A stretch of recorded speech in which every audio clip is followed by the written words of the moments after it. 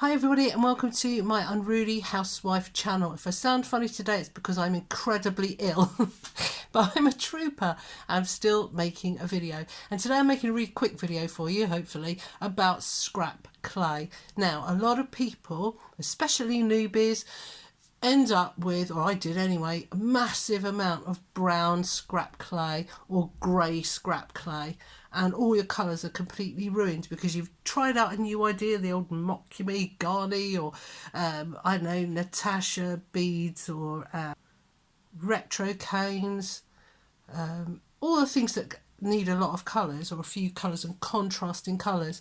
And a lot of people make the mistake of using colours that when you smush them together are a disgusting shade of brown or grey.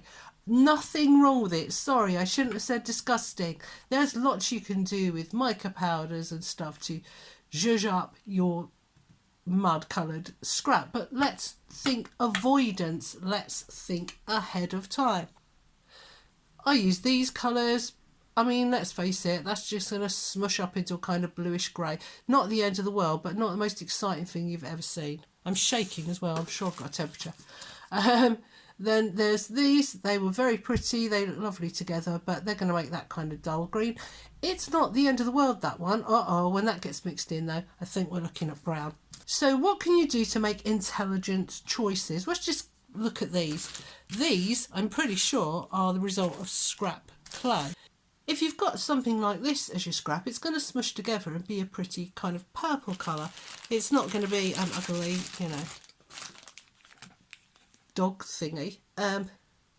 There's some green. These are some greens that I made out of leftovers. Here's some red and white. That's going to just make pink. A quick word to the wise on red and white. It can look a bit medical when you use red and white together in a project. Sometimes it turns out looking like, bacon. You don't really want it to, just a word there. So I'm going to look at some things that I've made now, and we're going to decide whether they were a good or a bad idea. In terms of colour, I mean, obviously they were all a good idea in terms of design. For instance, I made this veneer, and it's very pretty, but I couldn't smush it together. I had to kind of hang on to it because it's just not going to make a very nice colour. It's that one I showed you just now, I think. I'm going through my personal things here just for a laugh. Now this one is going to look pretty nice, I think, because the colours I've used are going to go together and make a pleasant kind of burgundy or pink. What you can do, what I do now, is I take a little pinch of every colour that I'm using and deliberately smush them together to see what I end up with. That's a good one to do. Let me see.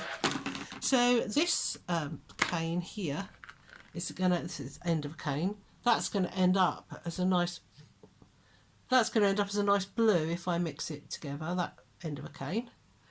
Whereas the other cane that I made in the same design is probably going to make quite a sickly looking, I don't know, messy kind of colour. And this will either be burgundy or mud, I can't decide. Cracking on. I hope you're enjoying this.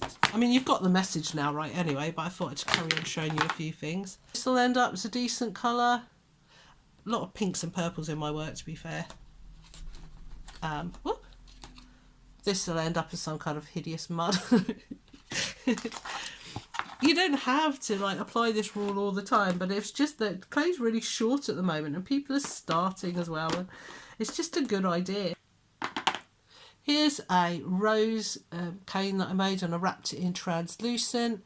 Translucent's a good wrap. When I started out, I wrapped every cane in black because I wanted things to have a black background, and oh my goodness, everything I made had to become mud. I'm not going to dislodge this with my fingers. I'm going to show you there.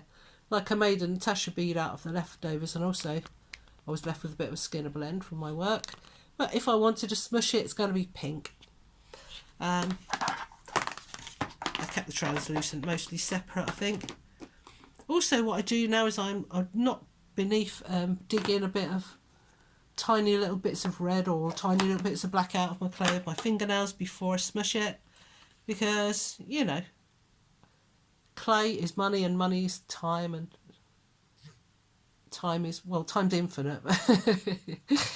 Clay isn't. So again, Same old story. I think we got the message that I don't use very many different colours. But yeah, just treat yourself to making a piece of work where you know that if it goes wrong, the colours will all still be great. And I sometimes do that and I sometimes don't. And sometimes if I get that horrible kind of dull green, I just use it anyway. It's good for leaves and things. It can be good for wrapping things and stuff as well. But look at this. I honestly I keep all this stuff, and I don't know. I probably will use the leaves actually, but they're going to be pretty crunchy when I try to smush them together.